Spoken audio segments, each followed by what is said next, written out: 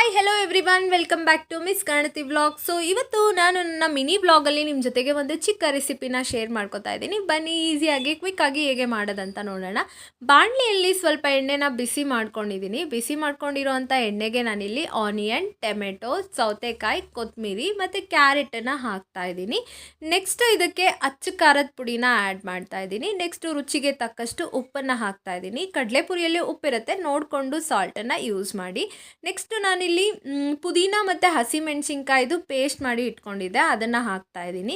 ಆಮೇಲೆ ಮಿಕ್ಸ್ಚರ್ ಮತ್ತು ಕಡಲೆ ಬೀಜನ ಮಿಕ್ಸ್ ಮಾಡಿ ಕಡಲೆ ಪುರಿನ ಹಾಕ್ತಾ ಇದ್ದೀನಿ. ನೆಕ್ಸ್ಟು ರುಚಿಗೆ ತಕ್ಕಷ್ಟು ನಿಂಬೆ ಹಣ್ಣನ್ನು ಹಾಕ್ತಾ ಇದ್ದೀನಿ. ಎಷ್ಟು ಬೇಕೋ ಅಷ್ಟು ನೋಡಿಕೊಂಡು ಹಾಕಿ ಇದನ್ನು ನೀಟಾಗಿ ಮಿಕ್ಸ್ ಮಾಡಬೇಕು. ಸೊ ಈಗ ಮಾಡಿದ್ರೆ ನಮ್ಮ ಒಂದು ಸೂಪರ್ ಆಗಿರುವಂಥ ಚಾಟ್ಸ್ ರೆಸಿಪಿ ರೆಡಿ ಆಗುತ್ತೆ.